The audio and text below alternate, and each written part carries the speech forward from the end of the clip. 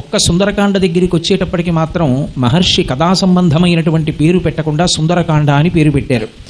ఎందుకు ఆ కాండ సుందరకాండ అయింది అంటే మొట్టమొదటి కారణం అది పారాయణ కాండ.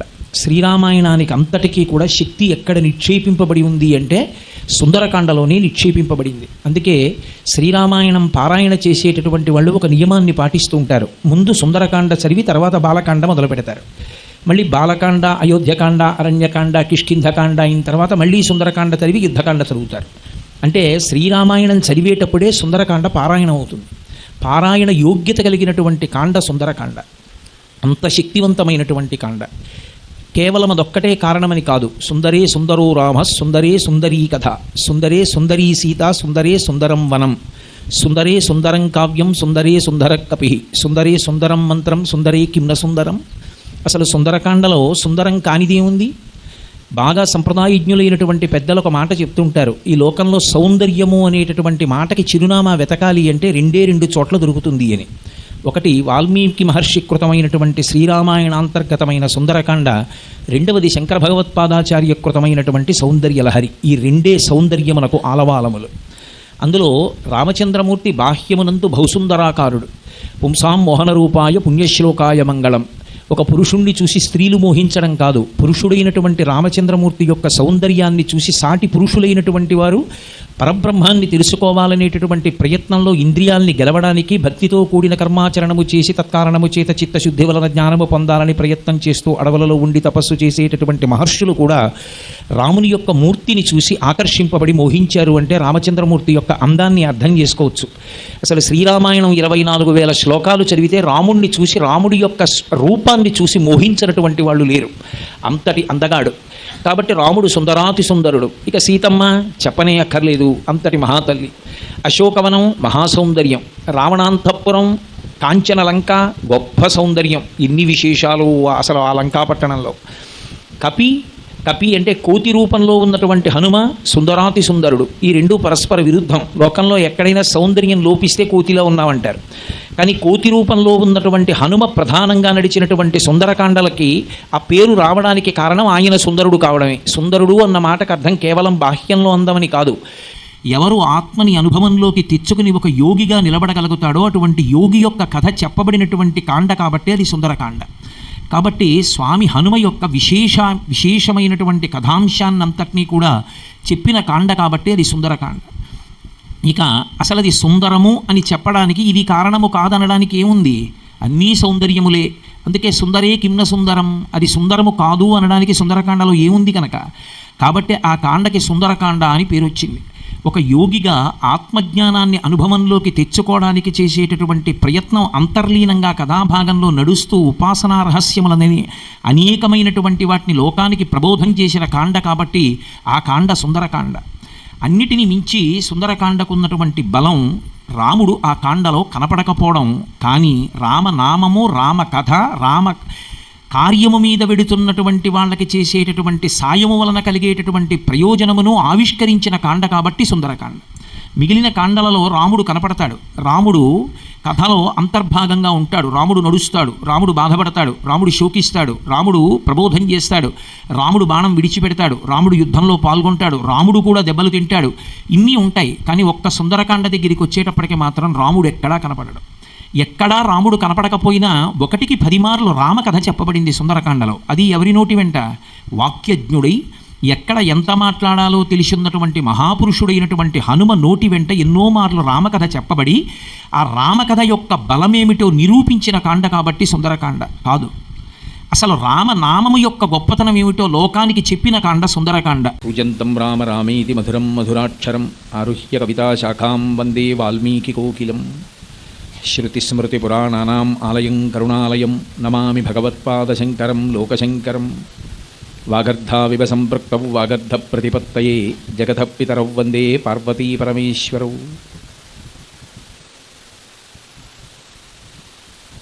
సూక్తిం సమగ్రయతున స్వయమేవ లక్ష్మీ శ్రీరంగరాజమహిషీ మధురైః కటాక్షైః వైదగ్ధ్యవర్ణగుణగుంభనగౌరవైర్యాం కండూలకర్ణకుహరాः కవయోధయంతి.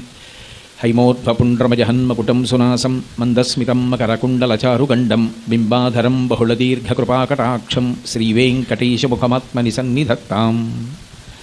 విమలపటి కమలకుటి పుస్తక రుద్రాక్షశస్తహస్తపుటి కామాక్షి పక్ష్మలాక్షి కలిత విపంచి విభాసి వైరించి మనోజవం మరుతతుల్యవేగం జితేంద్రియం బుద్ధిమతాం వరిష్టం వాతాత్మజం వనరయూధముఖ్యం శ్రీరామదూతం శిరసా నమామి. ఆపదామపహర్తారం దాతారం సర్వసంపదాం లోకాభిరామం శ్రీరామం భూయో భూయో నమామ్యహం. జయత్యతిబలో రామో లక్ష్మణశ్చ మహాబలః రాజా జయితి సుగ్రీవో రాఘవేణాభిపాలితః దాసోహం కోసలేంద్రస్య రామస్యాక్లిష్టకర్మణః హనుమాన్ శత్రుసైన్యానాం నిహంతా మారుతాత్మజః నరావణసహస్రం మే యుద్ధే ప్రతిఫలం భవేత్ శిలాభిస్తు ప్రహరతః పాదపైశ్చ సహస్రశః అర్దయిత్వా పురీం లంకాం అభివజ్య చ మైథిలీం సమృద్ధార్థో గమిష్యామి విశతాం సర్వరక్షసాం ధర్మాత్మా సత్యసంధశ్చ రామో దశరథిర్యది పౌరుషే చ ప్రతిద్వంద్వశరైనం జహిరావిణిం. హరి ఓం.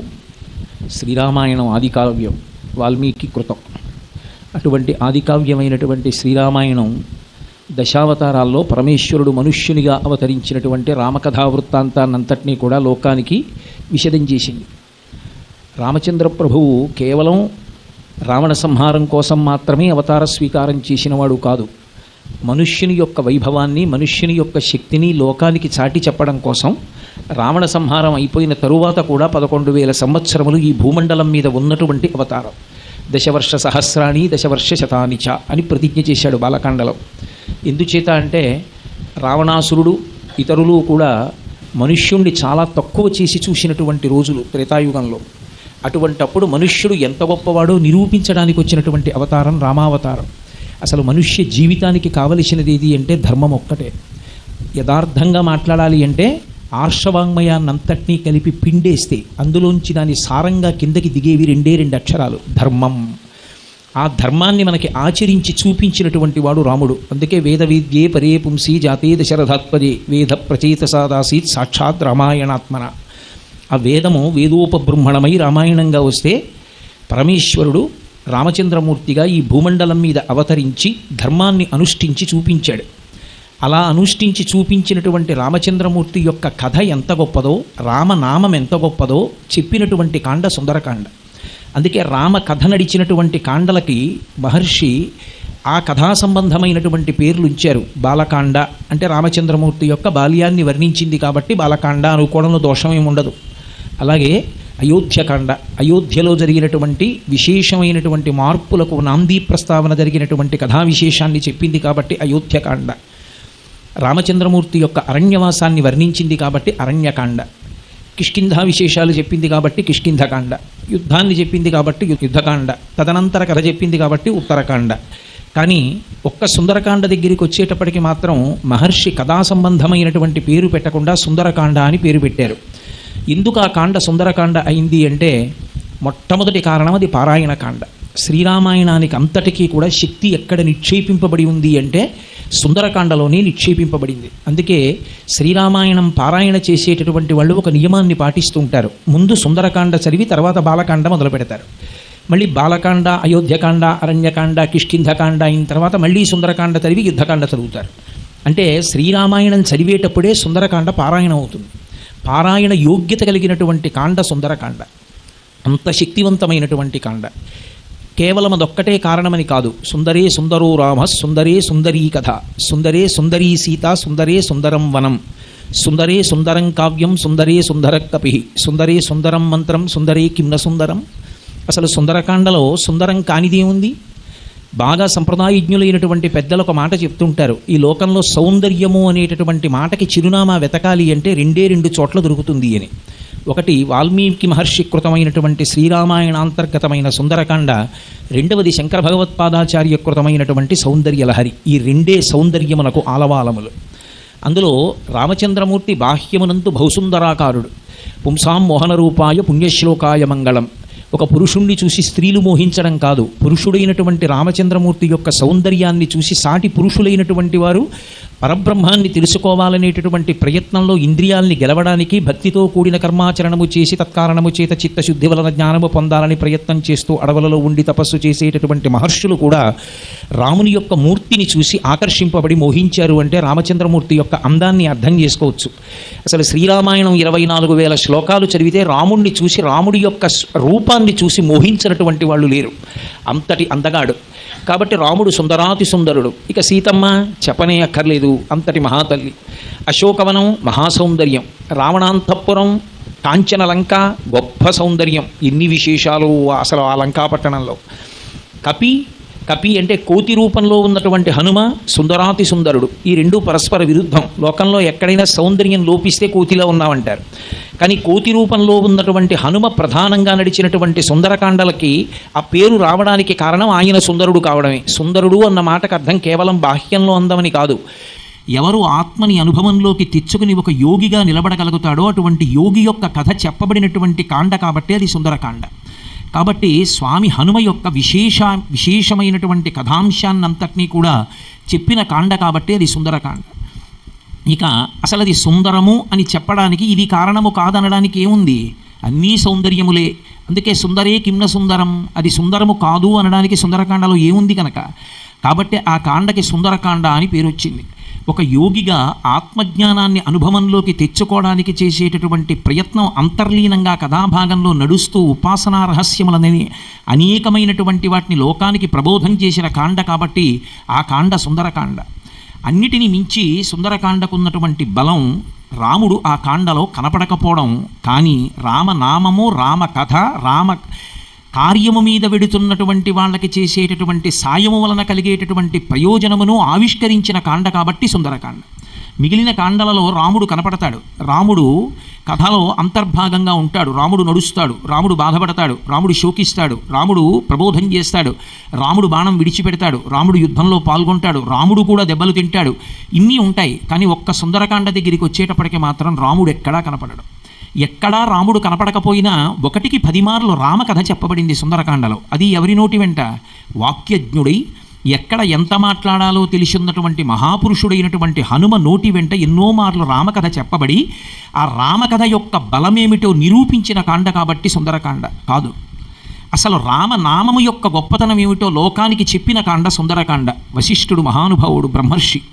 అటువంటి వాడు ఈ లోకానికి అందించినటువంటి మహత్తరమైన ఉపకారం ఏది అంటే దశావతారాల్లో వచ్చినటువంటి రామచంద్రమూర్తి యొక్క అవతారానికి రామ అని పేరు ఉంచడమే. ఆ పేరు ఉంచినటువంటి కారణం చేత ఇప్పటికీ మనం ఆ రామనామాన్ని పలికి తరించిపోతున్నాం. అటువంటి నామాన్ని మనకి అందించి రామనామము యొక్క గొప్పతనాన్ని చెప్పిన కాండ కనుక అది సుందరకాండ కాదు. రామ కథావైభవం యొక్క గొప్పతనాన్ని చెప్పడం కాదు, రాముని యొక్క కార్యం మీద వెళ్ళిపోతున్న వాడికి ఒక చిన్న మాట సాయం చేస్తే అది ఎంత శక్తినిస్తుందో చెప్పినటువంటి కాండ సుందరకాండ. అందుకే కిష్కింధకాండ చివరకు వచ్చేటప్పటికి సుందరకాండకి పునాది పడుతుంది. ముందు పునాది లేకుండా పైన భవంతి నిర్మాణం చెయ్యం. పునాది కనపడదు, అడుగునుంటుంది భవనం, పైన కనపడుతుంది. సుందరకాండ ప్రారంభానికి అడుగున ఉన్నటువంటి పునాది కిష్కింధకాండ. కిష్కింధకాండ చిట్ట చివరికి వచ్చేటప్పటికి సంపాతి రెక్కలు కాలిపోయి ఉన్నాడు. రెక్కలు కాలిపోయి ఆకలి ఎక్కువ ఉన్నటువంటి పక్షిజాతిలో పుట్టినటువంటి సంపాతి తనకి కావలసినటువంటి ఆహారాన్ని తాను సమకూర్చుకోలేక తన కొడుకు మీద ఆధారపడి దైన్యమైన జీవితాన్ని గడుపుతున్నటువంటి వాడు ఇక సీతమ్మ తల్లి దర్శనం కాలేదని, సుగ్రీవుడు ఇచ్చిన సమయం దాటిపోయిందని, తాము స్వయంప్రభా బిలంలో బందీకృతలమయ్యామని, ఇంతకాలం ఉండిపోయిన కారణం చేత విలంబనం అయిపోయిందని, ఇక వెనక్కి వెళ్ళినా సుగ్రీవుడు చంపేస్తాడని ఖేదాన్ని పొంది అంగదుడు ప్రబోధం చేస్తే వానరులందరూ ప్రయోపవేశం చేశారు. వాళ్ళు చచ్చిపోవాలని కోరుకున్న వాళ్ళు కారు, చచ్చిపోవడం వినా మార్గం లేని వాళ్ళు. అప్పటికి అంగదుడికి తోచింది అంతే పరిష్కారం. మనం వెనక్కి వెడితే సుగ్రీవుడు చంపేస్తాడు, అందుకని వెనక్కి వెళ్ళడం కన్నా ఇక్కడే చచ్చిపోదామని ప్రయోపవేశం చేశారు. మీరు ఒక్కటి జ్ఞాపకం పెట్టుకోవాలి, మనిషి జీవితంలో చాలా పెద్ద కష్టమని ఎప్పుడు చెప్పవలసి ఉంటుంది అంటే నేను చచ్చిపోతానండి అంటే. నేను చచ్చిపోతానండి అన్న మాట నోటి వెంట రాకూడదు, చచ్చిపోయే ప్రయత్నం చెయ్యనూకూడదు, అది వేద విరుద్ధం. కానీ వానరులు ఆ పని చేశారు, ప్రయోపవేశం చేశారు, చేసి చనిపోవడానికి సిద్ధపడ్డారు. చనిపోవడానికి సిద్ధపడినటువంటి వానరులకు సంపాతి వచ్చి రెక్కలు లేనివాడు వాళ్ళు చెప్పుకుంటున్నటువంటి రామకథని విన్నాడు. వాళ్ళు చనిపోదామని పడుకున్న వాళ్ళకి తెలియకుండానే వాళ్ళు ఒకసారి రామకథ చెప్పుకున్నారు. ఎక్కడి ఇక్ష్వాకు వంశం, ఎక్కడి కోసలి రాజ్యం, ఎక్కడి అయోధ్యానగరం, ఎక్కడి దశరథ మహారాజు గారు, దశరథుడికి సంతానం లేకపోవడం ఏమిటి, పుత్రకామేష్టి చేయడం ఏమిటి, రామలక్ష్మణ భరత శత్రుఘ్నులు జన్మించడం ఏమిటి, పెద్దవాడు మహాధర్మమూర్తి రామచంద్ర ప్రభు తండ్రి అయినటువంటి దశరథుడిచ్చినటువంటి మాట నిజం చేసి తండ్రిని సత్యమనందు నిలబెట్టడానికి 14 సంవత్సరములు అరణ్యవాసం చేయడానికి భార్య అయిన సీతమ్మతో తమ్ముడు లక్ష్మణస్వామితో కలిసి అరణ్యానికి రావడం ఏమిటి, జనస్థానంలో రావణాసురుడు అపహరించడం ఏమిటి, ఆ కిష్కింధగిరి ఋష్యమూక పర్వతం మీద ఉన్నటువంటి సుగ్రీవుడితో రామచంద్రమూర్తికి స్నేహం కుదరడం ఏమిటి, వాలిని సంహరించి రాముడు సుగ్రీవుడికి రాజ్యం ఇవ్వడం ఏమిటి, ప్రత్యుపకారం కోసమని చెప్పి సీతమ్మ తల్లి జాడ కనిపెట్టడానికి అన్ని దిక్కులకి వానరుల్ని పంపిస్తూ దక్షిణ దిక్కుకు మనని పంపడం ఏమిటి, ఇక్కడికొచ్చిన వాళ్ళం సుగ్రీవుడిచ్చినటువంటి కాలం లోపల సీతమ్మని అన్వేషించడం మాని స్వయంప్రభా బిలంలో చిక్కుపడిపోవడం ఏమిటి, వేళ దాటిపోయి చెట్లన్నీ పువ్వులు పూసి కనపడుతున్నాయి, ఋతువు దాటిపోయింది, వెనక్కి వెడితే సుగ్రీవుడు చంపేస్తాడు కాబట్టి మనకి మరణం వినా మార్గం లేని పరిస్థితి ఏర్పడిందని తమకి తెలియకుండానే తామొక్కసారి తమ మృత్యువునకు కారణంగా రామకథనంతటినీ చెప్పుకున్నారు. రామకథని తెలిసో తెలియకో ఒక్కసారి చెప్పుకున్నంత మాత్రం చేత మిగిలిన వాళ్ళు విన్నంత మాత్రం చేత రెక్కలు లేని సంపాతి అక్కడికి వచ్చాడు. ఎందుకని అందులో అంతర్భాగంగా సీతాపహరణం జరిగినప్పుడు ఒక పక్షి జటాయువు రక్షించడానికి ప్రయత్నించడం ఏమిటి, రావణుడు సంహరించడం ఏమిటి అన్న మాట వాడారు వానరులు. ఎవడు రా నా సోదరుడి పేరెత్తినవాడు అని వచ్చి పర్వత శిఖరం మీద నించున్నాడు.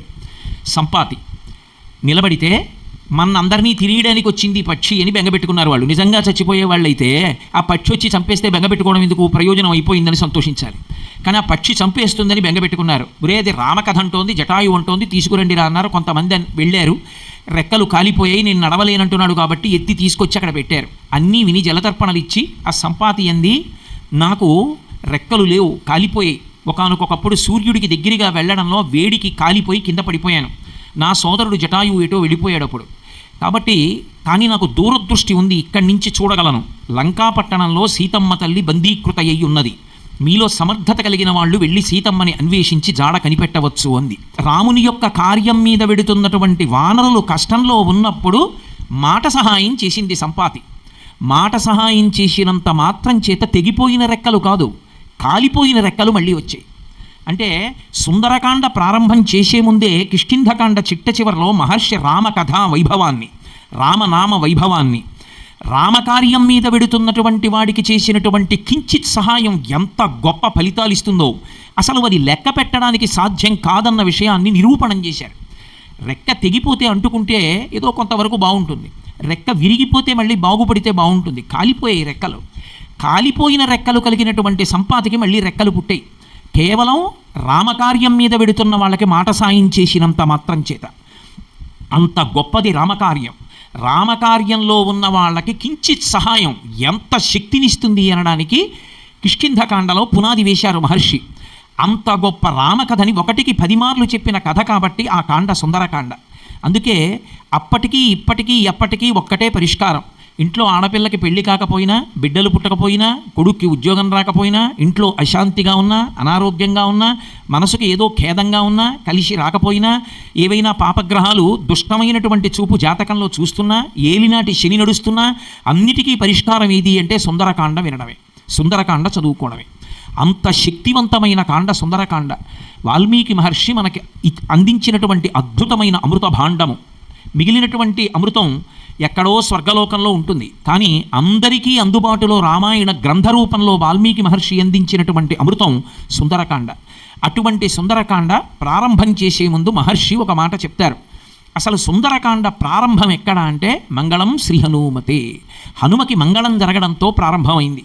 ఎందుచేత అంటే మీరు శ్రీరామాయణ కావ్యాన్ని జాగ్రత్తగా పరిశీలనం చేస్తే ఎక్కడెక్కడ మహా ఆపద సంభవిస్తుందో, ఎక్కడెక్కడ హనుమ కనపడతారో అక్కడక్కడ మంగళం జరుగుతుంది.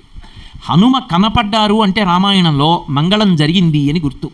మొట్టమొదట హనుమ కనపడేది ఎక్కడ అంటే కిష్కింధకాండలో రామలక్ష్మణులు వెళ్ళిపోతుంటే వాళ్ళని చూసి వాలి నన్ను చంపడానికి 2 నరుల్ని పంపించాడని బెంగపెట్టుకుని పారిపోతున్నటువంటి సుగ్రీవుణ్ణి ఒడిసి పట్టుకుని మాట్లాడతారు హనుమ. ఎందుకంత భయపడతావు, వచ్చిన వాళ్ళెవరో కనుక్కొస్తానన్నాడు. అంటే సన్యాసి రూపంలో వెళ్ళు నిజం చెప్తారన్నారు. భిక్షు రూపం వేసుకుని రామలక్ష్మణులతో మాట్లాడినటువంటి హనుమ వాళ్ళిద్దరి దర్శనం చెయ్యగానే వాళ్ళ ఔన్నత్యాన్ని గ్రహించి, దివ్యత్వాన్ని గ్రహించి భిక్షు రూపాన్ని విడిచిపెట్టారు. రామలక్ష్మణుల్ని తీసుకుని సుగ్రీవుడి దగ్గరికి వచ్చారు. సుగ్రీవుడికి రాముడితో చెలిమి కలిగింది, రాజ్యం వచ్చింది, భార్య రుమ వచ్చింది. హనుమ కనపడుతూనే సుగ్రీవుడికి రాముడికి కూడా మంగళం. తరువాత మళ్ళీ దక్షిణ దిక్కుకి వానరులు వెళ్ళినప్పుడు ఎవ్వరికీ సీతమ్మ తల్లి దర్శనం కాక వేళ దాటిపోయి వెనక్కెడితే సుగ్రీవుడు చంపేస్తాడని 100 యోజనముల సముద్రాన్ని దాటలేక ఆగిపోయినప్పుడు సముద్రాన్ని దాటి వెళ్ళి సీతమ్మ తల్లి దర్శనం చేసి శుభవార్త చెప్పే వానరులందరికీ ప్రాణాలు తిరిగి ఇచ్చినటువంటి వారు స్వామి హనుమ. మళ్ళీ సుందరకాండలో సీతమ్మ తల్లి రామదర్శనం కాలేదని బెంగపెట్టుకుని ఉరిపోసుకుని ప్రాణాలు విడిచిపెట్టేస్తానన్నప్పుడు చించుపావృక్షం మీద కూర్చుని రామకథ చెప్పి సీతమ్మ తల్లికి ప్రాణాల మీద ఆశ కలిగేటట్టు చేసి సీతమ్మ బ్రతకడానికి కారణమైన వారు హనుమ. సీతమ్మ తల్లి క్షేమవార్త రామచంద్రమూర్తికి చెప్పి రామచంద్రమూర్తి సంతోషించి బ్రతికేటట్టు చేసిన వారు హనుమ. చిట్ట చివర ఇంద్రజిత్తు సంహారం చెయ్యడంలో చాలా ఇబ్బంది ఏర్పడితే ఇంద్రజిత్తు మళ్ళీ హోమం చెయ్యడానికి వీలు లేకుండా ప్రతిబంధకాన్ని సృష్టించి ఇంద్రజిత్ మరణించడానికి తగిన నేపథ్యాన్ని సృష్టించినటువంటి వారు హనుమ. బ్రహ్మాస్త్ర బంధనంతో యుద్ధకాండలో ఇంద్రజిత్తు అందరినీ పడగొట్టేస్తే రామలక్ష్మణులు కూడా కింద పడిపోతే ఉత్తర క్షణంలో వెళ్ళి సంజీవనీ పర్వతాన్ని తీసుకొచ్చి ఇన్ని కోట్ల మంది వానరుల్ని రామలక్ష్మణుల్ని బ్రతికించినటువంటి మహాపురుషుడు హనుమ. చిట్ట చివర 14 సంవత్సరముల అరణ్యవాసం అయిపోయిన తరువాత నాకు రాముడు దర్శనం ఇవ్వకపోతే నేను సరయూ నదీ ప్రవేశం చేస్తానని ప్రతిజ్ఞ చేసి 14 ఏళ్ళు అయిపోయాయి, నేను చనిపోతానని సిద్ధపడుతున్న భరతుడికి పుష్యమీ నక్షత్రంలో రాముడు పుష్పక విమానంలో వస్తున్నాడన్న శుభవార్త చెప్పి భరతుణ్ణి బ్రతికించినటువంటి వారు స్వామి హనుమ. అందుకే ఎక్కడెక్కడ హనుమ యొక్క కథ చెప్పబడుతుందో, ఎక్కడెక్కడ హనుమ యొక్క ప్రస్తావన వస్తుందో అక్కడక్కడ మంగళం జరుగుతుంది. అంతటి మహానుభావుడైనటువంటి హనుమ యొక్క కథా విశేషాన్ని విశేషంగా చెప్పినటువంటి కాండ సుందరకాండ. అసలు సుందరకాండ యొక్క వైభవం ఎక్కడ ప్రారంభమైంది అంటే హనుమకి శాప విమోచనం అవడంతో ప్రారంభమైంది. ఉత్తరకాండలో మహర్షి దానికి సంబంధించిన రహస్యాన్ని చెప్తారు. బాలుడిగా ఆయన జన్మించినప్పుడు ఒక విశేషం జరిగింది. దేవతలందరూ తమ తమ శక్తుల్ని ధారపోసి తమ ఆయుధముల చేత హనుమ నిర్జింపబడరు అని వరమిచ్చారు. చిన్న పిల్లవాడు, ఇంత బలం ఉన్నవాడు ఆ బలాన్ని ఏం చేసుకోవాలో తెలియక ఋష్యాశ్రమాల్లో ఋషులు ఆరేసుకున్నటువంటి మడిబట్టలు చింపేస్తూ ఉండడం, హోమగుండాలు తిరగబడేస్తూ ఉండడం, ఫలాల్ని పుష్పాల్ని చిమ్ముతూ ఉండడం చేస్తుంటే ఆ ఋషులందరూ కలిసి శాపవాక్కు విడిచిపెట్టారు. శేపురేనం రఘుశ్రేష్ఠ నాతి క్రుద్ధాతి మన్యవహ అన్నాడు అగస్త్యుడు ఉత్తరాఖండలో. వాళ్ళు కోపంతో ఇవ్వలేదు, ఇంత చిన్న పిల్లవాడికి ఇంకా ఇప్పుడే ఇంత బలం అవసరం లేదు, అందుకని ఈ పిల్లవాడు తన బలమును తాను మరిచిపోవుగాక. మళ్ళీ ఎప్పుడు జ్ఞాపకం రావాలి? ఎప్పుడు ఈ పిల్లవాడికి తన బలం తనకి జ్ఞాపకానికి వస్తే రామకార్యం నెరవేరుతుందో, లోకానికి మంగళాలవుతాయో అటువంటి కాలమునందు ఇతని యొక్క బలాన్ని గుర్తు చేయడానికి తగినటువంటి స్తోత్రాన్ని చెయ్యగలిగిన వాడి యొక్క బుద్ధి ప్రచోదనమై వాడు స్తోత్రం చేస్తాడు. అప్పుడు మళ్ళీ ఈయన బలం ఈయనకి జ్ఞాపకానికి వస్తుంది అని వరం ఇచ్చారు, శాప విమోచనం ఇచ్చారు. అందుచేత హనుమ బలం హనుమకి తెలియదు కాబట్టే అవసరమైతే తాను వాలిని కూడా చంపగలనన్న విషయాన్ని కూడా మరిచిపోయి కష్టంలో ఉన్న సుగ్రీవుడు భూమండలాన్నంతటినీ కూడా పట్టి తిరుగుతున్నటువంటి రోజులలో ఆయన వెంట ఉన్నటువంటి వానరులు 4 కిష్కింధకాండలో. నలుడు, నీలుడు, తారుడు, హనుమ. ఆయన కూడా సుగ్రీవుడితో పాటే తిరుగుతూ ఉండేవారు. అటువంటి వారికి కిష్కింధకాండ చివరికి వచ్చేటప్పటికి శాప విమోచనమైంది. కొంతమంది తెలియక ఒక మాట అంటుంటారు, హనుమ బలం హనుమకి తెలియదు, మనం హనుమని స్తోత్రం చేస్తే శాప విమోచనం అవుతుందని. అది దోషభూయిష్టం. ఆయనకి ఎప్పుడో శాప విమోచనం అయిపోయింది. ఇప్పుడు కొత్తగా మనం ఏమి ఆయన్ని స్తోత్రం చేసి శాప విమోచనం కల్పించవలసిన అగత్యం లేదు. కిష్కింధకాండ చివరిలో హనుమ బలం హనుమకి జ్ఞాపకానికి వచ్చింది కాబట్టే సుందరకాండ మలుపు తిరిగింది. రామాయణ మహామాలారత్నం వందే అనిలాత్మయం. రామాయణం అనేటటువంటి మహామాలకి అటూ ఇటూ ఉన్నటువంటి పేటలకి మధ్యలో ఉన్నటువంటి మణిపూస హనుమ. ఆయన లేనినాడు రామాయణానికి అందమే లేదు. అటువంటి మహాపురుషుడికి శాప విమోచనమైనటువంటి మహత్తరమైన ఘట్టంతో సుందరకాండ ప్రారంభమైంది. తత్నేపథ్యంగా కిష్కింధకాండ చిట్ట చివరిలో ప్రారంభమవుతూ సంపాతి చెప్పినటువంటి వాక్యాన్ని అనుసరించి 100 యోజనముల లవణ సముద్రాన్ని దాటి ఉత్తర తీరానికి వెళ్ళి దక్షిణ తీరానికి వెళ్ళినట్లయితే అక్కడ ఉన్నటువంటి కాంచనలంకలో సీతమ్మ తల్లి యొక్క జాడ తెలుస్తుంది, ఆమె దర్శనం అవుతుంది అనేటటువంటి మాట యందు విశ్వాసమును పొందినటువంటి వారై వానరులందరూ కొన్ని లక్షల మంది సముద్రం యొక్క ఉత్తర తీరానికి చేరుకున్నారు. ఆ సముద్ర తీరంలో కూర్చున్నారు. ఏముంది, సముద్రమే కదా, దాటడం, వెళ్ళడం, కాంచనలంకకి వెళ్ళడం, సీతమ్మని చూడడం, వెనక్కి రావడం అనుకున్నారు. తీరా అక్కడికి వచ్చి కూర్చున్న తర్వాత చూశారు 100 యోజనముల సముద్రం భయంకరమైనటువంటి కెరటములతో, చేపలతో, తిమింగలాలతో, బ్రహ్మాండమైనటువంటి తాబేళ్లతో నిండిపోయి ఉంది. ఆ సముద్రాన్ని చూసి జావగారిపోయి ఇన్ని లక్షల మంది వానరులు కూర్చుండిపోయారు. ఒక్కొక్కళ్ళ బలం అడిగారు. ఏదో ఎవరికి వారే 100 లోపల వెళ్ళగలిగిన వారే కానీ 100 దాటి వెళ్ళగలిగిన వారు లేరు. అంటే ఎవరైనా సముద్రంలో పడిపోవలసిన వాళ్లే కానీ దాటగలిగిన వారు లేరు. ఒక్క అంగదుడు అన్నాడు, నేను మాత్రం 100 యోజనములు దాటి వెడతాను, తిరిగి రాగలనో లేను అన్నాడు. అయినా సేవకులు ఇక్కడ ఉండగా ప్రభువు కార్యం మీద వెళ్ళడం మర్యాద కాదని వారించినటువంటి జాంబవంతుడు ఏమీ తెలియని వారిలా సముద్రపుటొడ్డున కూర్చున్నటువంటి హనుమ వంక తిరిగి ఆయన యొక్క బుద్ధిని ప్రచోదనం చేశారు. మహానుభావ హనుమ, ఇంతటి శక్తివంతుడవై, ఇంతటి బలవంతుడవై, ఇన్ని లక్షల మంది వానరులకు ప్రాణము పోయగలిగినటువంటి శక్తి కలిగినటువంటి వాడివై కూడా నీ శక్తి నువ్వు తెలుసుకోకుండా అలా కూర్చోవడం నీకు తగునా? నువ్వు ఎంతటి బలవంతుడవో తెలుసా? నీ బలం సామాన్యమైనటువంటి బలం కాదు. హనుమన్ హరిరాజస్య సుగ్రీవస్య సమోహ్యపి రామలక్ష్మణయోశ్చాపి తేజసాచ బలేనచ. నువ్వు ఎంతటి వాడవో తెలుసా? ప్రభు అయినటువంటి సుగ్రీవుడు తేజస్సునందు బలమునందు ఎంతటి మహావీరుడో నువ్వు అంతటి వాడవు. యథార్థమనకు రామలక్ష్మణులు ఎంతటి శక్తివంతులో నువ్వు అంతటి శక్తివంతుడవు. అటువంటి వాడివి నువ్వు ఇవాళ ఇలా కూర్చున్నావా? నీ జన్మరహస్యం నీకు తెలియలేదు. పుంజకస్థల అనబడేటటువంటి ఒక అప్సర స్త్రీ ఒకానొకప్పుడు శాపకారణం చేత ఈ భూమండలం మీదకి వచ్చి కుంజరుడు అనబడేటటువంటి ఒక వానరుడికి కుమార్తెగా ఈ భూమండలం మీద తిరుగుతూ కామరూపిణి కనుక కోరుకున్న రూపాన్ని పొందగలిగినటువంటి శక్తి ఉన్నది కనుక మానవ రూపాన్ని పొంది ఒక పర్వత శిఖరం మీద నిలబడింది. నిలబడినప్పుడు రామకార్యంలో సహాయపడడానికి దేవతలందరూ తమ తమ అంశలతో సంతానాన్ని, సైన్యాన్ని సృజించవలసినటువంటి అవసరం ఉంది కనుక వాయుదేవుడు ఆనాడు నీ తల్లి అయినటువంటి అంజనాదేవి యందు ఔరసపుత్రుడిగా నిన్ను కన్నాడు. ఆమె పాతివ్రత్యానికి ఎక్కడా భంగము కలగకుండా జన్మించినటువంటి మహాపురుషుడవు నువ్వు. నీ యొక్క బలము సామాన్యమైనది కాదు. ఈ లోకంలో అపారమైనటువంటి వేగము కలిగినటువంటి వారు ముగ్గురే ఉన్నారు. ఒకడు వాయుదేవుడు, రెండవ వాడు గరుత్మంతుడు, మూడవ వాడివి నువ్వు. గరుత్మంతుని యొక్క శక్తి అంతా ఆయన రెక్కలలో ఉంది. నీ యొక్క శక్తి అంతా నీ భుజములలో ఉంది. హనుమ, నువ్వు తలుచుకుంటే ఈ 100 యోజనముల సముద్రాన్ని లంఘించడం నీకు పెద్ద విశేషం కాదు. రాక్షసుల కోసం నువ్వు నీ శక్తిని జ్ఞాపకం చేసుకో. ఇత పూర్వం వామనమూర్తిగా శ్రీ మహావిష్ణువు అవతారం స్వీకారం చేసి 3 లోకములను కొలిచినప్పుడు బలవంతుడనై నేను 21 మార్లు ఆయనకి ప్రదక్షిణం చేశాను. జాంబవంతుడు చెప్తున్నాడు, ఇంతంతైవటుడు ఇంతయై మరుయుతానింతై అభోవీధిపై అంతైతో యదమండలగ్రమణ కల్లంతై ప్రభారాశిపై అంతై చంద్రునకంతయై ధ్రువునిపై అంతై మహర్వాటిపై అంతై సత్యపథోన్నతుండగుచు బ్రహ్మాండంత సంవర్ధి అయ్యని 3 లోకములు నిండి పెరిగిపోయినటువంటి వామనమూర్తికి 21 మార్లు ప్రదక్షిణం చేసిన శక్తి నాది. కానీ ఈనాడు పెద్దవాడిని అయిపోయాను, అంత ఓపిక లేదు, 100 యోజనములు లంఘనం చేసి వెళ్ళలేను.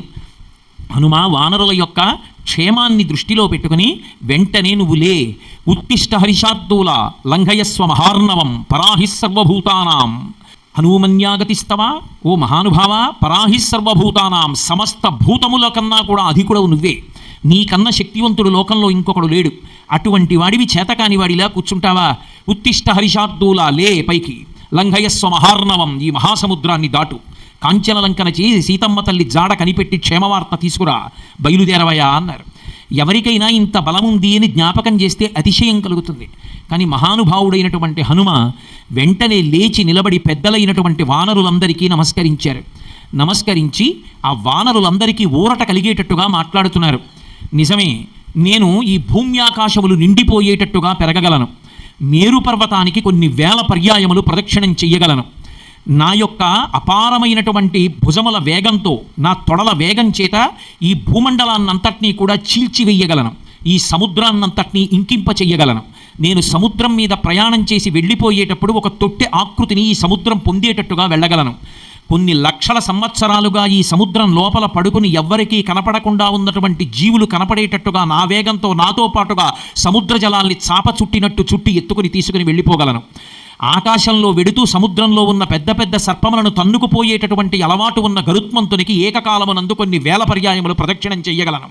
ఒకేసారి సూర్యభగవానుడు తూర్పు దిక్కున ఉదయాద్రిలో ఉదయిస్తూ పైకి లేవగానే భూమి మించి బయలుదేరి ఉదయాద్రి దగ్గరికి వెళ్ళి సూర్యభగవానుడికి నమస్కరించి తిరిగి వచ్చి భూమి మీద పాదం పెట్టకుండా భూమికి దగ్గరగా వచ్చి మళ్ళీ బయలుదేరి ఆయన అస్తాద్రి చేరే లోపల పరమతేజోవంతుడై ప్రకాశించి విడుతున్నటువంటి సూర్యనారాయణమూర్తి దగ్గరకి వెళ్ళి నమస్కరించి మళ్ళీ తిరిగి ఈ భూమండలం మీదకి రాగలను.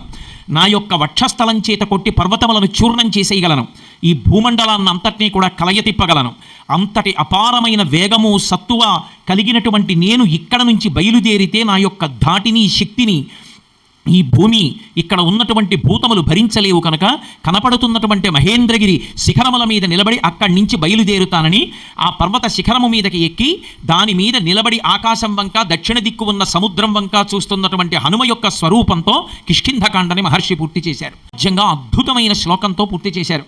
సవేగవాన్ వేగ సమాహితాత్మ హరిప్రవీర పరవీరహంత మనస్సమాధాయ మహానుభావో జగామలంకాం మనసా మనస్వి అన్నారు. ఆ వెడుతున్నవారు ఎలా ఉన్నారు అంటే సవేగవాన్ వేగ సమాహితాత్మ, అపారమైనటువంటి వేగము కలిగినటువంటి వారు, మనోజమం మరుతతుల్య వేగం, అంతటి వేగం కలిగిన వారు, తన వేగము గురించి తనకి ఒక అవగాహన కలిగినటువంటి వారు. మహోత్సాహం అని సగరపుత్రులకి ఎటువంటి ఉత్సాహం ఉందో అటువంటి ఉత్సాహం కలిగినటువంటి వ్యక్తి కాడు. దేశకాలానువృత్తిశ్చ నయశ్చ నయపండిత అంటారు కిష్కింధకాండలో సుగ్రీవుడు హనుమను ఉద్దేశించి.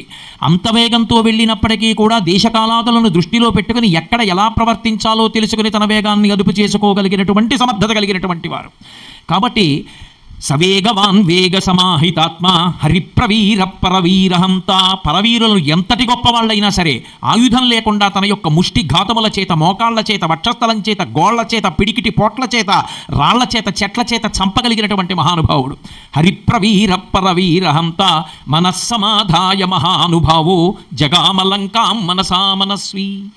మనస్సమాధాయ మహానుభావు, ఒక కార్యాన్ని సాధించడానికి, ఒక కార్యాన్ని సాధించలేకపోవడానికి రెండిటికీ మధ్యలో వ్యత్యాసము ఎక్కడ ఏర్పడుతుంది అంటే మనసుకి ఉండేటటువంటి జవము, మనసుకి ఉండేటటువంటి ధృతి.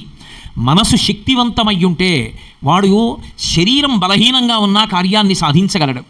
శరీరము ఎంత శక్తితో ఉన్నా మనసు బలహీనపడిపోయినటువంటి వ్యక్తి దేన్ని సాధించలేడు, భయవిహ్వలుడైపోతాడు. హనుమ ఎంతటి మనోజవం కలిగినటువంటి వారు, ఎంత మనోబలం కలిగినటువంటి వారు అంటే ఇన్ని లక్షల మంది వానరులు 100 యోజనముల సముద్రాన్ని దాటడం అనేటటువంటి సంకల్పం కూడా చెయ్యలేక భయపడి కింద ఉండిపోతే నేను దాటుతానని సంకల్పం చెయ్యడం కాదు, అన్ని లోకములను భయపెట్టగలిగినటువంటి మహావీరుడైనటువంటి రావణాసురుడి చేత పరిపాలింపబడుతున్నటువంటి కాంచన లంకలోకి తాను ఒక్కడే ప్రవేశించి లంకాపట్టణాన్నంతటినీ అన్వేషించి సీతమ్మ తల్లి జాడ కనిపెట్టి సీతమ్మకి ఊరట కల్పించి నేను వెనక్కి వస్తానని నిర్ణయం చేసుకుని వెళ్ళగలగడానికి ఆయన సంతోషంతో ధైర్యంతో ఉండడం కాదు, మానసికంగా వెళ్ళిపోయారట లంకాపట్టణానికి. అంటే ఇక శరీరం వెళ్ళాలంతే. అంటే మనసు అంత సంతోషంతో, అంత ధైర్యంతో ఎవడికున్నదో వాడే కార్యమును సాధించగలడు. అందుకని జగామలంకాం మనసా మనస్వి. సుందరకాండ ఎందుకు వింటారు అంటే హనుమ ఒక్కరికే ఒక శక్తి, మళ్ళీ పరదేవతకి ఆ శక్తి ఉంటుంది. శంకరులు సౌందర్యలహరి చేస్తూ అంటారు, అవిద్యానామంతస్తిమిరమిహిరోద్దీపనగరీ జడానాం చైతన్యస్తబక మకరందు శృతిజరి దరిద్రాణం చింతామణి గుణినిక జన్మజలధౌ నిమగ్నానాం దంస్ట్రామురరిపు వరాహస్య భవతి అంటారు. జడత్వంతో ఉన్న వాళ్ళ యందు ప్రతిస్పందన శక్తిని కల్పిస్తుంది అమ్మవారు. చైతన్యస్తబక మకరంద శృతిజరిగా మారుస్తుంది. జడత్వాన్ని పోగొట్టగలిగినటువంటి మహానుభావుడు హనుమ. అందుకే బుద్ధిర్యశో బలం ధైర్యం నిర్భయత్వ మరోగత అజాడ్యం వాక్పటుత్వంచ హనుమ స్మరణాత్ భవేత్. హనుమని స్మరించినంత మాత్రం చేత జడత్వం పోతుంది. జడత్వము అంటే ప్రతిస్పందన శక్తి కోల్పోవడం. ఒక రాయి దగ్గరికి వెళ్ళి నేను కాలుతో తన్నాను అనుకోండి, రాయి కూడా లేచి నన్ను కొట్టిందనుకోండి, ఎవరూ రాయి జోలికి వెళ్ళలేడు. కానీ రాయి ప్రతిస్పందించదు. అలా తనకి తెలియకపోవడం తప్పు కాదు, ఒకడు చెప్పినా వినకపోవడం, బుద్ధి మారకపోవడం, అది జడత్వం. అటువంటి జడత్వం నుంచి విడుదల చేసి చైతన్యం పొందేటట్లుగా చెయ్యగలిగినటువంటి మహానుభావుడు హనుమ. అటువంటి వారు జగామలంకాం మనసా మనస్వి. అందుకే హనుమ యొక్క వైభవాన్ని సుందరకాండలో విన్నంత మాత్రం చేత జడత్వం నశించిపోతుంది.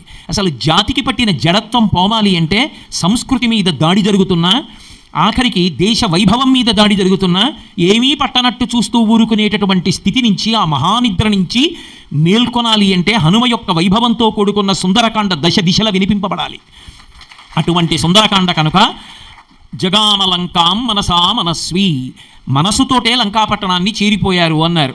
సుందరకాండ ప్రారంభం అయ్యేటప్పటికీ, తెర తీసేటప్పటికీ అదిగో అలా నిలబడినటువంటి హనుమతో ప్రారంభం చేశారు మహర్షి. తతో రావణనీతాయా సీతాయా శత్రుకర్షణ ఈయేష పథమన్వేష్టం చారణాచరితే పథి అని మొదలుపెట్టారు. తతో రావణనీతాయ, రావణ అన్న మాటలో మధ్యలో ఉన్న వా అన్న అక్షరం గాయత్రీ మహామంత్రంలో 12వ అక్షరం. ఆ మంత్రంలో ఉన్న ప్రతి అక్షరానికి 1000 శ్లోకాలు చొప్పున 24 అక్షరాలకి 24,000 శ్లోకాలతో గాయత్రీ మహామంత్ర వ్యాఖ్యానంగా వచ్చినటువంటి వేదోపబృంహణమైనటువంటి ఆదికావ్యం శ్రీరామాయణం. కాబట్టి 12వ బీజాక్షరమైనటువంటి వకారము మొట్టమొదటి శ్లోకంలో ప్రయోగింపబడింది.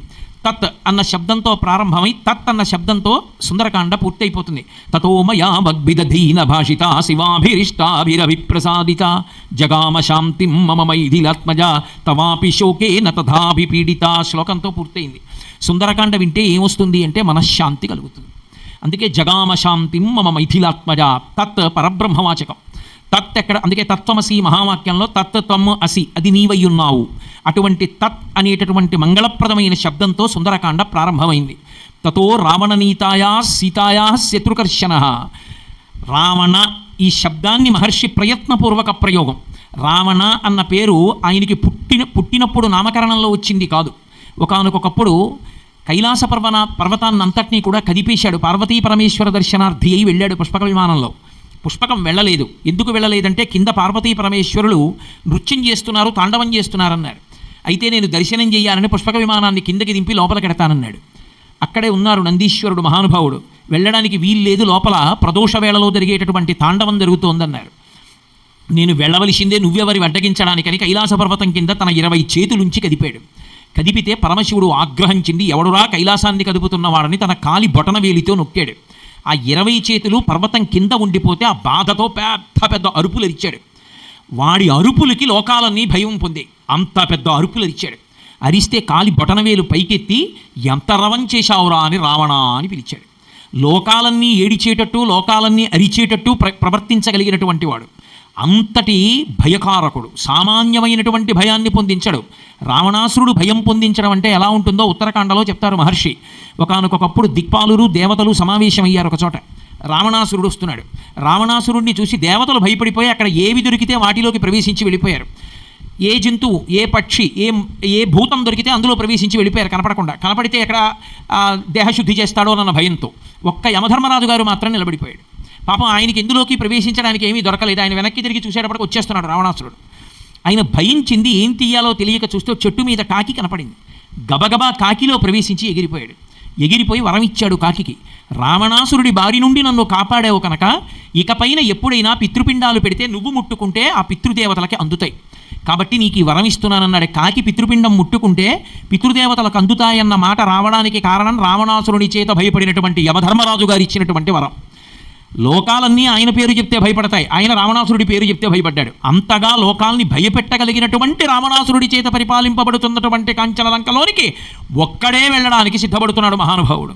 తతో రావణనీతాయా సీతాయా శత్రుకర్షణ.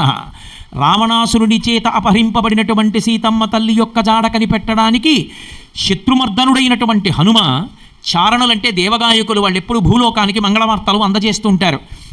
ఆ శుభవార్తలు చెప్పేటటువంటి చారణులు తిరిగేటటువంటి ప్రాంతము ఏది ఉందో ఆ ప్రాంతంలో, ఆ భాగంలో ఎగరడానికి సిద్ధపడినటువంటి వారై మహేంద్రగిరి మీద నిలబడ్డారనేటటువంటి శ్లోకంతో సుందరకాండ ప్రారంభం. శత్రుకర్షణ అంటారు. శత్రుకర్షణకి అంతకుముందు కిష్కింధకాండలో హనుమ ఎంతమంది రాక్షసుల్ని చంపారన్న విశేషాలు ఏమీ మహర్షి చెప్పలేదు. సీతమ్మ తల్లి దర్శనం ఉపాసనకాండగా ఆలోచించినప్పుడు ఆత్మ అనుభవంలోకి రావడం. అందుకే ఒక యోగి యొక్క వైభవాన్ని, అంతఃశత్రువులను దునుమాడి అంతఃశత్రువులను అణిచినటువంటి విశేషాలు చెప్పినటువంటి కాండ కాబట్టి ఉపాసనకాండ అయింది. కాదు లంకాపట్టణంలోకి ప్రవేశించిన తరువాత ఆయన చేతిలో ఓడిపోనివాడు, ఆయన చేత అవమానింపబడని వాడు లేడు, ఆయనని ఎదిరించి నిలబడగలిగినటువంటి వాడు లేడు. అటువంటి శత్రుకర్షణుడైన వాడు బయలుదేరుతున్నాడు కనుక ఆ హనుమ యొక్క వైభవాన్ని ఆ శ్లోకంలో ఆవిష్కరించారు. తతో రావణనీతాయా సీతాయా శత్రుకర్షణ ఇయేష పథమన్వేష్టం చారణా చరితే పథి ఇయేష సంకల్పం చేశారన్నారు. అన్నిటికన్నా గొప్పది ఇది అంటే సంకల్పమే. లోకంలో మర్యాదతో కూడుకున్నటువంటి మాట ఒకటి ఉంటుంది. ఒకడు ఉత్తముడా దుర్మార్గుడా అన్నది నిర్ణయం చేయడానికి మొట్టమొదట దేని చేత నిర్ణయింపబడుతుంది అంటే ఆయన సంకల్పముల చేత నిర్ణయింపబడుతుంది. సంకల్పములు ఎక్కడి నుంచి వస్తాయి? మనసులోంచి వస్తాయి. మనసులోంచి వచ్చేటటువంటి సంకల్పములన్నీ ఉత్తమమైన సంకల్పములు అయినప్పుడు ఒకటో రెండో అయినా ఆచరిస్తాడు. ఒకవేళ తాను ఆచరించలేకపోయినా ఇతరుల యొక్క అశాంతికి మాత్రం తాను కారకుడు కాడు, ఇతరుల యొక్క శాంతికి కారకుడు అవుతాడు. అసలు ఒక మంచి పని చెయ్యాలనేటటువంటి సంకల్పం చెయ్యగానే మొట్టమొదట మనిషిలోంచి పైకి లేచేది ఏది అంటే దీని వలన నాకేం కలిసి వస్తుంది అన్న ఆలోచన వస్తుంది. ఎందుకంటే మనకి అక్కర్లేని పనులు ఏమిటి వస్తుంది దీనివల్ల? వెంటనే ఓ ప్రత్యామ్నాయం, ఇంటి దగ్గర కూర్చుని జపం చేసుకుంటే చాలదా, ఎందుకు వచ్చింది అల్లరి మనకంతా అనిపిస్తుంది. కానీ కాదని లోకహితం కోసం, రామకార్యం కోసం, వానరహితం కోసం, అందులో తనకి ఏ ప్రయోజనం లేకపోయినా నిస్వార్థంగా బయలుదేరుతున్నారే, అది ఆయన గొప్పతనం. ఈ లోకంలో మీకు ఇద్దరు కనపడతారు. అసలు వాళ్ళ జీవితంలో వాళ్ళ శక్తిని మీరు లెక్క పెట్టలేరు. అంతటి శక్తివంతులై తమ జీవితం మొత్తం మీద తమ కొరకు అని తాము ఒక్క పని చేసుకోనటువంటి వారు, ఎప్పుడూ ఇతరులకే మంగళాలు చేసేవాళ్ళు ఇద్దరు కనపడతారు. ఒకరు హనుమ, ఒకరు శంకర భగవత్పాదులు. హనుమ ఎంతటి శక్తివంతులో, కానీ ఆయన జీవితంలో నా కొరకు నేను ఈ పని చేసుకున్నానన్న పని ఒక్కటి మీకు కనపడదు. ఆయన ఎప్పుడు ఎక్కడ ఏది చేసినా లోకహితం కోసమే చేస్తారు. అటువంటి మహానుభావుడు ఈయేష సంకల్పం చేశారు సీతా దర్శనం చేస్తానని. పునరపి జననం పునరపి మరణం పునరపి జననీ జఠరే చైనం ఇహ సంసారే బహుదుస్తారే కృపయాపారే పాహిమురారే అంటారు శంకరులు భజగోవిందంలో. ఈ శరీరంతో రావడమే గొప్ప, మనుష్య శరీరంతో. ఈ మనుష్య శరీరంతో వచ్చినటువంటి వాడెవరున్నాడో వాడొక్కడే భగవత్కథాశ్రవణం చెయ్యగలడు, శాస్త్రాన్ని అర్థం చేసుకోగలడు, పుణ్యకర్మాచరణం చెయ్యగలడు. పుణ్యకర్మాచరణము చేత చిత్తశుద్ధి పొందినటువంటి కారణము చేత జ్ఞానమును పొంది మళ్ళీ పుట్టవలసిన అవసరం లేని పునరావృత్తి రహిత శాశ్వత శివ సాయుధ్య స్థితిని పొందగలిగినటువంటి వైభవాన్ని చేరగలడు. ఈ ఉపాధి లేని కారణం చేత మిగిలిన ప్రాణులు కనీసం రామా అన్న మాట కూడా మాట్లాడలేవు. స్వరపేటిక ఉండి భగవన్నామం పలకగలిగినటువంటి ప్రాణి మనుష్యుడు ఒక్కడే.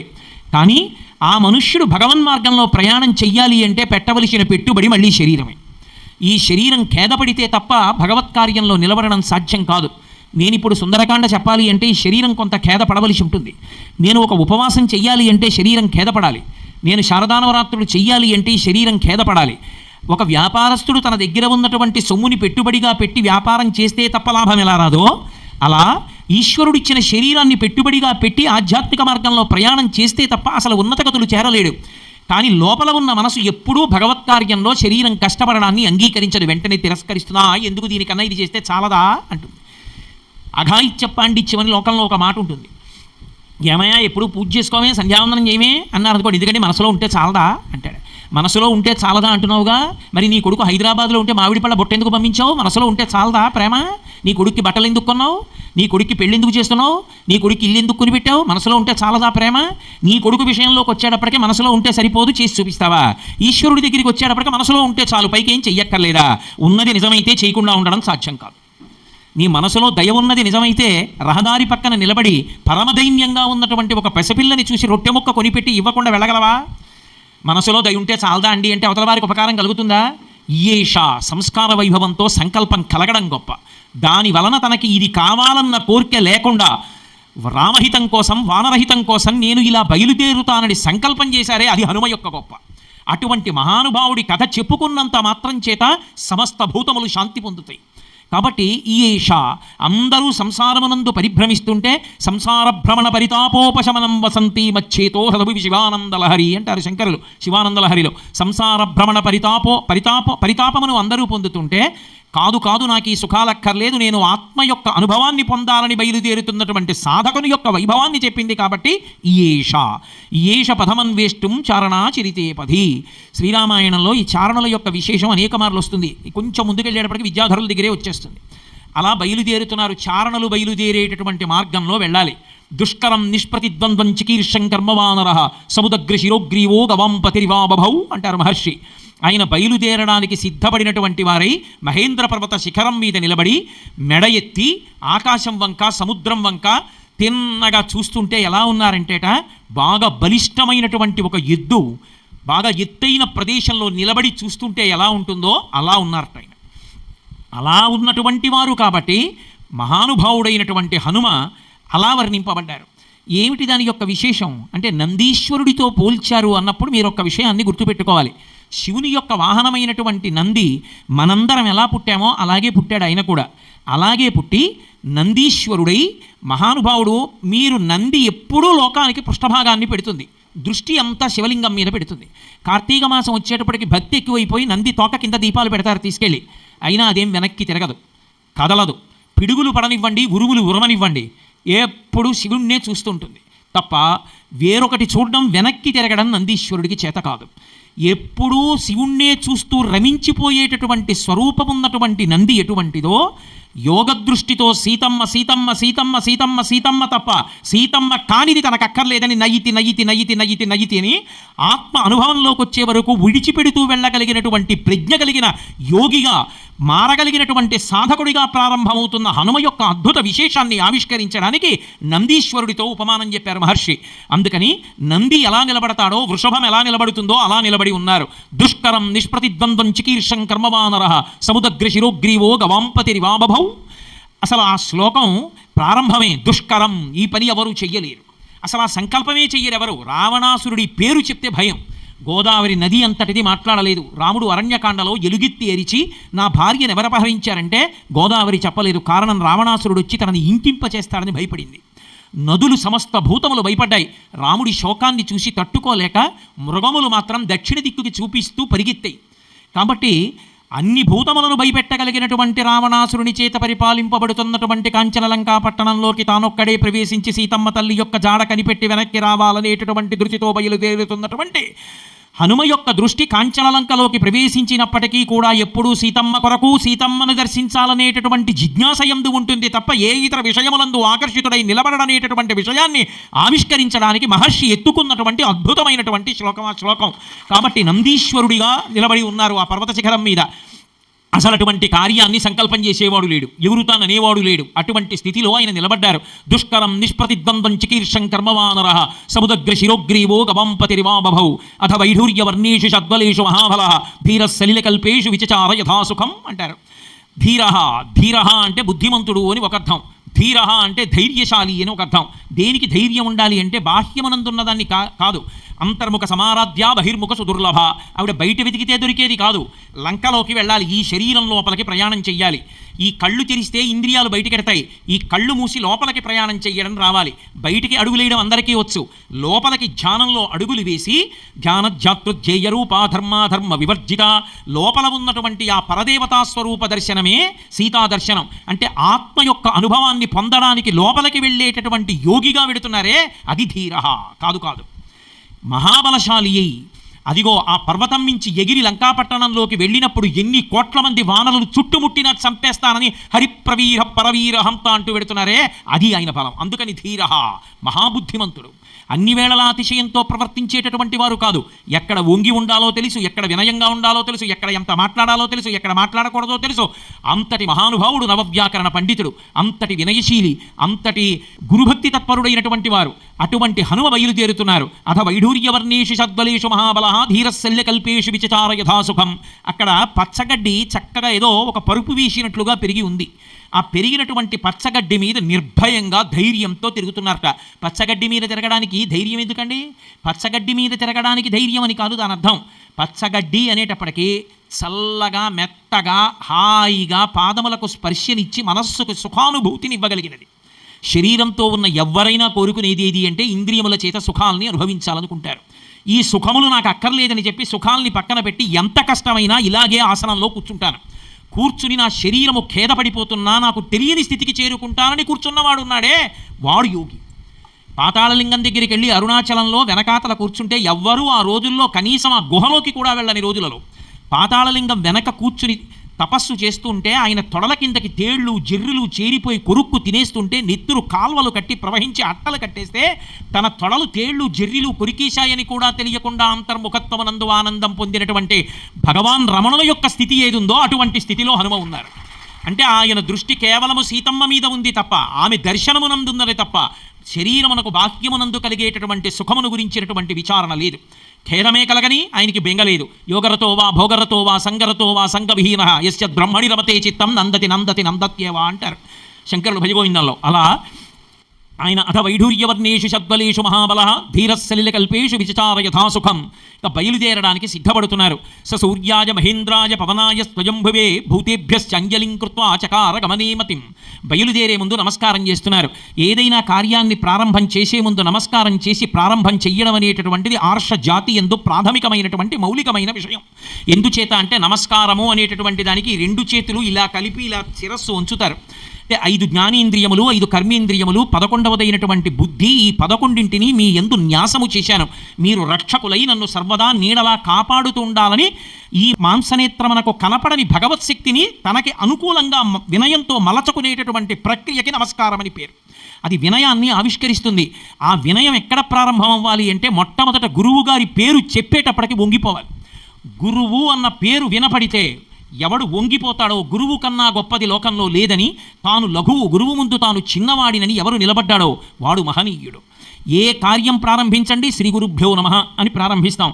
ఏ కార్యం పూర్తి చేయండి మంగళాశాసనపరై మదాచార్య పురోగమై సర్వైశ్చ పూర్వైరాచార్యై సకృతాయాస్తు మంగళం. ఆచార్యులందరికీ నమస్కారం, గురువులందరికీ నమస్కారం. ఆచార్య అన్న మాటకు అర్థం ఏంటంటే ఆచరించి చూపువాడు అని. కాబట్టి అటువంటి పూర్వాచార్యులకు నమస్కారం అని చెప్పి నమస్కరించి పూర్తి చేస్తాం. కాబట్టి శ్రీ గురుభ్యో నమః అనాలి. ఆ మాట అంటున్నారు. లోకానికి సంప్రదాయం నేర్పేటటువంటి కాండ సుందరకాండ, ఉపాసన కాండ. అందుకే మొట్టమొదట నమస్కారంలోనే ఎవరికి నమస్కారం చేశారు అంటే సూర్యాయ, సూర్యుడు హనుమకి గురువు. అందరూ లోకంలో పాఠం నేర్చుకుంటారు. శిష్యుని యొక్క బలహీనతని గుర్తిరిగి గురువు కిందకి దిగొస్తాడు. అలా కిందకి దిగి రాకుండా తాను ఎలా ఉన్నాడో అలాగే ఉండి పాఠం చెప్పడం తప్ప కిందకి దిగొస్తే లోకాలు తల్లడిల్లిపోతాయి సూర్యుడి విషయంలో. ఓ 4 రోజులు నేను అటు ఇటు వెళ్లకుండా నీకు పాఠం చెప్తానో హనుమ అంటే కుదరదు, లోకాలు ప్రకాశించవు. అటువంటి వారి దగ్గర పాఠం నేర్చుకోవాలి హనుమ. ప్రాతకాలంలో ఉదయాద్రి నుంచి సూర్యుడు బయలుదేరాడు అనుకోండి. సూర్యుడు బయలుదేరినప్పుడు ఆయన పక్కన కూర్చుని వినకూడదు, గురువుగారితో సమానంగా ఉండకూడదు, గురువుగారికి పృష్ఠభాగం కనపడకూడదు. కాబట్టి గురువుగారి దగ్గర పాఠం విందామంటే బాలసూర్యుడిగా ఉన్నవాడు తర్వాత పైకొస్తున్న కొద్దీ శక్తి పుంజేసుకుంటాడు. అసలు దగ్గరగా నిలబడలేరు. రథచక్రముల యొక్క సవ్వడి నిరాధారమైన ఆకాశంలో వెళ్ళిపోతుంటుంది ఆ రథం. అక్కడ ఆ రథం ఎంత వేగంగా వెడుతుందో ఆ వేగానికి అనుగుణంగా గురువుగారి వంక చూస్తూ నమస్కారం పెడుతూ ఆ వేగానికి అనుగుణంగా వెనక్కి నడుస్తూ పాఠం వినాలి, గురువుకి పృష్ఠభాగం చూపించకుండా. అలా నడిచి పాఠం నేర్చుకున్నారు హనుమ. అందుకే లోకంలో శిష్యులందరూ వేరు, హనుమ ఒక్కరు వేరు. మహానుభావుడు హనుమకి సూర్యనారాయణమూర్తి పేరు చెప్తే పరవశం. ఆయనకి సాక్షాత్తు గురువు, లోకానికి మార్గం చెప్తున్నారు. అందుకే సూర్యాయ మొదటి నమస్కారం సూర్యుడికి. మహేంద్రాయ, మహేంద్ర శబ్దం చేత ఈ లోకములకన్నిటికీ పరిపాలకుడు. ఎవరు పరిపాలనాంశ ఎందున్నారో వారికి నమస్కారం చేయడం విధేయత. ఒక అధికారి ఉంటాడు, అధికారి ఎందు విష్ణు అంశ ఉంటుంది. నా విష్ణు పృథివీపతి. ఎప్పుడు అధికారిని చూసినా నువ్వు రోజు ఆరాధిస్తున్న విష్ణువే ఆ స్థానంలో ఉన్నారు. త్రికరణ శుద్ధిగా నమస్కారం చెయ్యాలి, అది సంస్కారం. అందుకే మహేంద్రాయ, లోకములను పరిపాలించేటటువంటి మహేంద్రుని యొక్క అనుగ్రహము నాకు కలుగుగాక, ఆయన ప్రతిబంధకములను కల్పించకుండుగాక. సూర్యాయ మహేంద్రాయ పవనాయ, తండ్రికి నమస్కరించాలి. మయస్కరాయ చ అంటుంది ఎదుర్వేదం. ఈ లోకంలో సమస్త సుఖాలు కొడుకుకి కల్పించాలని తాపత్రయపడేటటువంటి వ్యక్తి ఎవరైనా ఉంటే తండ్రి ఒక్కడే. తండ్రి ప్రత్యక్షమైనటువంటి దైవం. అందుకే జాంబవంతుడు చెప్తాడు, నువ్వు చిన్నతనంలో పుట్టగానే సూర్యుని వంక ప్రయాణం చేసి సూర్యుడు ఎర్రగా ప్రకాశిస్తుంటే పండనుకుని తినబోతే సూర్యుడు నిన్ను చిన్నపిల్లవాడివని క్షమించినా అటుగా వస్తున్నటువంటి దేవేంద్రుడు నీ ఉద్ధతి చూచి వజ్రాయుధం పెట్టి కొడితే నీ ఎడమ దవడ విరిగి కింద పడిపోతే విరిగినటువంటి దవడలు కలిగినటువంటి వాడివి కాబట్టి హనుమాని పేరు పెడితే నీకు కలిగినటువంటి ఖేదాన్ని చూసి విచలితుడైనటువంటి నీ తండ్రి వాయువు లోకమునందు అన్ని ప్రాణులలోకి ప్రవేశించి కదలడం ఆపేశాడు. కాష్టభూతమిదం జగత్ అన్నారు ఉత్తరాఖండలో. లోపల వాయువు తిరగకపోతే శరీరం కర్రలా అయిపోతుంది, అందుకే శవం కర్రలా నిలబడిపోతుంది. అటువంటి వాయువు అంత కష్టాన్ని లోకానికి కల్పిస్తే చతుర్ముఖ బ్రహ్మగారు పరిగెత్తికెళ్ళి నీ బిడ్డకి నేను మళ్ళీ ఆయుర్దాయం ఇస్తున్నాను, బ్రహ్మాస్త్రం చేత కూడా బంధింపబడన్నారు. మిగిలిన దేవతలందరూ కూడా అటువంటి వరాలు ఇచ్చారు. మయస్కరాయచ, తండ్రి తాను కష్టపడైనా సరే కొడుకు సంతోషంగా ఉండాలని కోరుకుంటాడు. అటువంటి తండ్రి కనుక తండ్రికి నమస్కారం చెయ్యకుండా ఏది చెయ్యకూడదు. అందుకే సూర్యాయ మహేంద్రాయ పవనాయ స్వయంభువే. స్వయంభువే అన్న మాటకు అర్థం చతుర్ముఖ బ్రహ్మగారు కూడా. స్వయంభూడైనటువంటి బ్రహ్మగారికి నమస్కారం. ఎందుకని ఒకనాడు తనకి మళ్ళీ తిరిగి ఆయుర్దాయాన్ని ఇచ్చి బ్రహ్మాస్త్రం చేత కూడా నీవు బంధింపబడవనేటటువంటి వరాన్ని ఇచ్చి ఇంత శక్తిని కల్పించినటువంటి బ్రహ్మగారికి నమస్కారం. కాబట్టి స్వయంభువే భూతేభ్యశ్చ అంజలిం కృత్వా చకారగమనే మతిం. సమస్త భూతములకు నమస్కారం. ఈ సమస్త భూతములు నా యొక్క ప్రయాణమునందు, సీతాన్వేషణమునందు, సీతమ్మ తల్లి దర్శనమునందు నాకు అనుకూలించుగాక. అన్నిటి యొక్క అనుగ్రహాన్ని కోరుకుంటున్నారు పరమ వినయంతో. ఇంతటి బలవంతుడని అహంకరించారు. సంప్రదాయం లోకానికి నేర్పాలి. అంజలిం ప్రాముఖ కుర్వన్ పవనాయత్మయోనయే. ఆయన బయలుదేరే ముందు వెడుతున్నటువంటి ప్రయాణం దక్షిణ దిక్కుకి. కాబట్టి దక్షిణ దిక్కుకి వెడుతూ దక్షిణ దిక్కుని చూస్తూ నిలబడ్డారు. ఒక్క సంధ్యావందనం చేసినప్పుడు దిగ్దేవతా నమస్కారంలో తప్ప దక్షిణ దిక్కుకి తిరిగి నమస్కారం చెయ్యకూడదు. కాబట్టి దక్షిణానికి ప్రయాణం చేస్తున్న తూర్పు దిక్కుకి తిరిగి నమస్కారం చేశారు. సాధకుడు తూర్పు దిక్కుకి తిరిగి నమస్కారం చెయ్యడం అతని యొక్క అభ్యున్నతికి కారణమవుతుంది. ఆ తూర్పు దిక్కున సూర్యభగవానుడు ఉదయిస్తుంటాడు. ఉదయిస్తున్నటువంటి సూర్యభగవానుడి యొక్క కిరణములు తాకినంత మాత్రం చేత హృదయ పద్మములు వికసించి పరమ వినయంతో ఈ 2 చేతులు కమలములలా ముడుచుకుంటాయి. అందుకే తిక్కనగారు మహాభారతం చేస్తూ విరాట పర్వంలో అంటాడు, నీరజాకరములు నిష్ఠయై చేసిన భవ్యతపంబు ఫలమనంగా దినసముఖాకి నందిత చక్రయుగ్మకంబుల జనురాగంపు బ్రువనంగా హరిహర బ్రహ్మ మహానుభావంబులొక్కటింగాగ గరగిన గట్టియనగా అతుల వేదత్రయ లతికాచయము పెనుబొందం పుట్టెడు మూల కందమనగా అఖిల జగముల కందెర ఎగుచు జనసమాజ కరపుట హృదయ సరోజములకు ముకుళనంబును జృంభణంబును నచ్చి భానుబింబంబు పూర్వాద్రిపై విలింగే అంటారు. అందరి యొక్క హృదయాలకి చైతన్యాన్ని, సంతోషాన్ని ఇచ్చి వికసించేటట్టుగా చేసి 2 చేతులు ఇలా ముకిడించుకుని నమస్కరించేటట్టుగా చెయ్యగలిగినటువంటి బ్రహ్మ విష్ణు మహేశ్వరుల యొక్క మూలకంద స్వరూపమైనటువంటి ఆ ప్రభాకరుడు ఉదయిస్తుండగా నమస్కరించాలి. అందుకే తూర్పు దిక్కుకి తిరిగి నమస్కరించాలనేటటువంటి సంప్రదాయాన్ని ఆవిష్కరించడానికి అంజలిం ప్రాముఖ కుర్వన్ పవనాయత్మయోనయే తతో హి వృతే గంతుం దక్షిణాం దిశం పెద్ద శరీరాన్ని పెంచుతున్నారు. ఆ పెద్ద శరీరాన్ని పెంచి ఆ పర్వత శిఖరముల మీద నిలబడి ఇక ఎగరడం కోసమని ఆ పాదములను గట్టిగా భూమికి తొక్కిపెట్టి ఆ వీర్యాన్ని తేజస్సుని ఆయన పొందుతుంటే చాలా చలశ్చాపి ముహూర్తం కపిపీడిత తరూణాం పుష్పితాగ్రాణం సర్వం పుష్పవశాతయత్ గిరిణా పిడ్యమానాని పర్వత గుహావిష్టాని భూతాని వినే దుర్వికృతైశ్వరైః తాస్తథా సవిశైస్తష్టాస్కు శృతిస్మృతిపురాణానాం ఆలయం కరుణాలయం నమామి భగవత్పాదశంకరం లోకశంకరం. వాగర్ధావివ సంపృక్తౌ వాగర్ధ ప్రతిపత్తయే జగతః పితరౌ వందే పార్వతీ పరమేశ్వరౌ.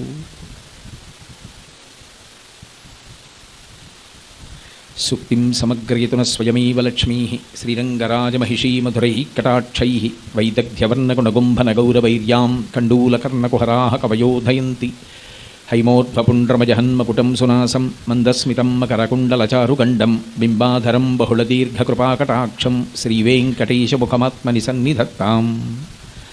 విమలపటి కమలకుటి పుస్తకరుద్రాక్షశస్తహస్తపుటి కామాక్షి పక్ష్మలాక్షి కలిత విపంచి విభాసి వైరించి మనోజవం మరుతతుల్యవేగం జితేంద్రియం బుద్ధిమతాం వరిష్టం వాతాత్మజం వనరయూధముఖ్యం శ్రీరామదూతం శిరసా నమామి.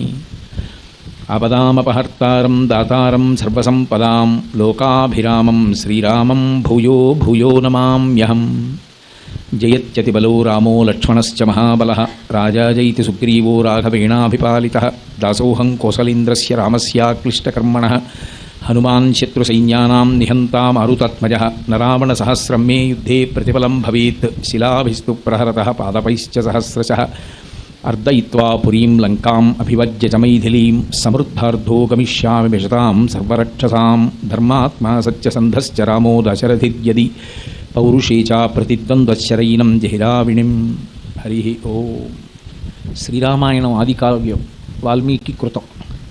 అటువంటి ఆదికావ్యమైనటువంటి శ్రీరామాయణం దశావతారాల్లో పరమేశ్వరుడు మనుష్యునిగా అవతరించినటువంటి రామకథా వృత్తాంతాన్నంతటినీ కూడా లోకానికి విశదం చేసింది.